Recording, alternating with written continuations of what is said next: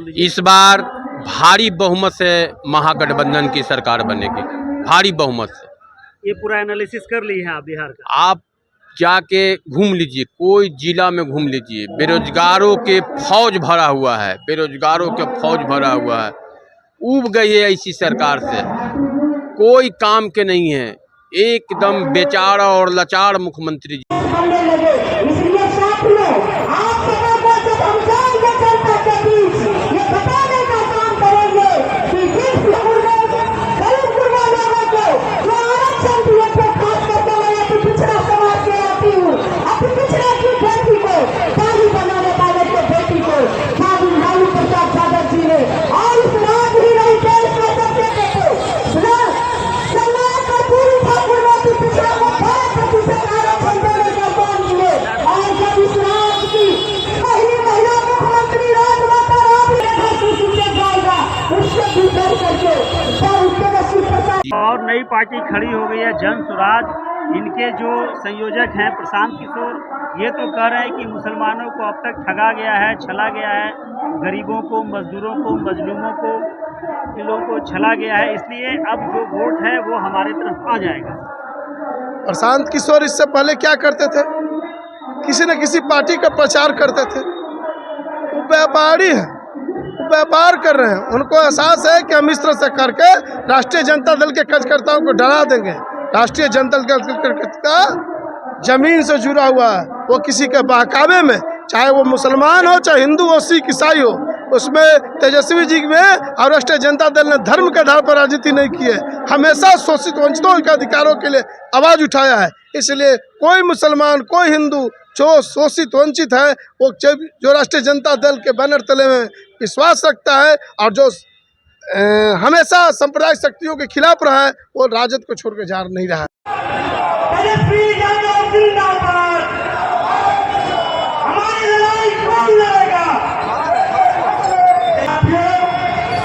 माननीय नेता प्रतिपक्ष तेजस्वी प्रसाद यादव जी का स्वागत पटना जिला राष्ट्रीय जनता दल के अध्यक्ष माननीय पूर्व विधायक दीनानाथ सिंह यादव जी और अन्य वर्ग को लेकर के स्वागत करेंगे। उनके साथ उनके साथी प्रधान महासचिव अफरोज आलम भी होंगे। माननीय नेता प्रतिपक्ष तेजस्वी जी का स्वागत माननीय दीना जी कीजिए।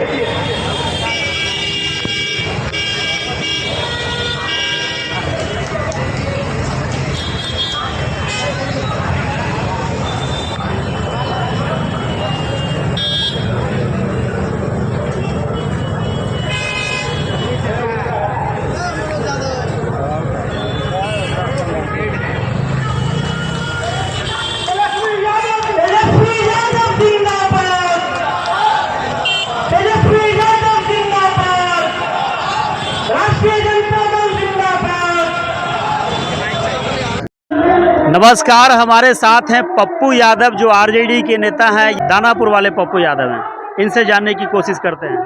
पप्पू भाई बताइए, आज जो है आरजेडी का एक बहुत बड़ा धरना प्रदर्शन आप लोग आरक्षण को लेकर कर रहे हैं, क्या कहेंगे इस पर?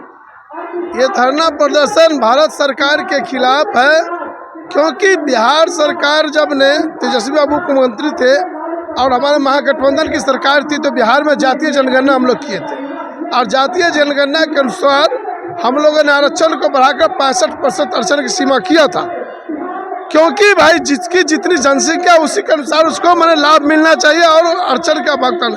लेकिन हम लोगों ने जब कहा कि भाई ये मांग जब यहाँ बिहार में लागू किया, तो केंद्र की सरकार ने मिली भगत से और सर्वोच्च न्यायालय के से हाईकोर्ट के इसने रद्द किया। लेकिन हम हमेशा मांग करते रहे कि भाई इसको 9वीं अनुसूची में डाल दिया जाता, तो आज न्यायालय कम से कम इस पर कुछ भी टिप्पणी करने या इस पर आदेश देने से नहीं देता। लेकिन भारत सरकार इसको जानबूझकर इस तरह से कर गए, क्योंकि वो आरक्षण विरोधी है, दलित विरोधी है, अल्पसंख्यक विरोधी है, अति पिछड़ा विरोधी है। वो नहीं चाहता कि शोषित वंचितों का अधिकार मिले और वो अपने हक कानून के लिए ऊपर बढ़े। लेकिन तेजस्वी जी लगातार इस मांग को कर रहे हैं राष्ट्रीय जनता दल के बैनर तले कि भाई आरक्षण की सीमा जो बढ़ाई है उसको 65% भारत सरकार 9वीं अनुसूची में शामिल करके शोषित वंचितों को अधिकार दे। वो सब तो ठीक है सर, लेकिन क्या इस बार 2025 में तेजस्वी जी बिहार के मुख्यमंत्री बन पाएंगे? बिहार के मुख्यमंत्री तेजस्वी जी बन चुके हैं, जनता ने मन बना लिया है और 25 में तेजस्वी की सरकार होगी। कोई भी माई के लाल तेजस्वी जी को मुख्यमंत्री बनने से नहीं रोक सकता है। बिहार के हक कानून उन्होंने दिखलाया। जब उप मुख्यमंत्री रहते हुए मात्र कम समय में 17 महीना में 5 लाख लोगों को रोजगार दे सकते हैं, सरकारी, हम और भी सीमा नहीं बात करते, ये सरकारी जो 5 लाख दे सकते हैं, तो जब मुख्यमंत्री होंगे तो बिहार के नौजवानों को जो उन्होंने वादा किया है उससे बढ़ चढ़ कर भाग ले, आगे बढ़ कर वो कार्य करेंगे। इससे ज्यादा और लोग क्या उम्मीद कर सकते हैं। एनडीए तो एकदम निश्चित है कि इस बार हमारी ही सरकार बनेगी, और कितना भी वो चिल्लाते रहे आरजेडी की सरकार नहीं बनने वाली है। ये तो वक्त बताएगी भाई, ये तो वक्त बताएगी। चिल्ला रहे थे 400 पर, कहाँ आ गए 240। भाई ये तो उनको सोचना चाहिए कि भाई कैसे, अगर उनमें 400 पार का जो नारा दिया था वो अच्छा ही काज रहता तो 405 हो जाना चाहिए था, 240 पर क्यों आ गए? तो कहीं ना कहीं जनता को पर वो उनके पर विश्वास नहीं किया, तब तो पीछे आए हैं। और जहाँ तक तेजस्वी जी की बात है कि हमेशा पिछले बार भी 75-80 जब हम लोग के यहाँ सरकार थे भी, तो पिछले बार तो बेईमानी से बना लिया था। मुख्य कारण क्या है, आखिर तेजस्वी जी किन मुद्दों पे चुनाव जीतकर बिहार में आएंगे? हमेशा मुद्दों पर आएंगे या फिर और भी कोई मुद्दा? ओनली फॉर विकास और बेरोजगारी, महंगाई, शोषित वंचितों के अधिकार आरक्षण को बढ़ाना, यही तेजस्वी जी का मूल मकसद है और मूल मंत्र है, जिस पर बिहार की जनता मोहर लगाएगी। हो गए हैं, कोई उनका पावर इनके पास नहीं है क्या? कुछ नहीं है। कौन सीज कर लिया इनका? बजा रहा है और नाच रहे हैं मुख्यमंत्री जी। यानी इनका शक्ति खत्म। इनकी कोई शक्ति नहीं है। 17 महीना हम लोग के साथ थे तो लगते थे कि ये बिहार के राजा हैं। जैसे ही हम लोग के साथ छोड़े, एक दरबारी की तरह राजा से बेचारा हो गए। बेचारा हो गए, दरबारी बेचारा, बेचारा में भी दरबारी हो गए। ठीक है, आपका नाम बताइए। मेरा नाम प्रखंड राजद उपाध्यक्ष गुड्डू यादव। आप बताइए सर। पप्पू यादव, राष्ट्रीय जनता दल के प्रखंड अध्यक्ष, युवा राजद दानापुर।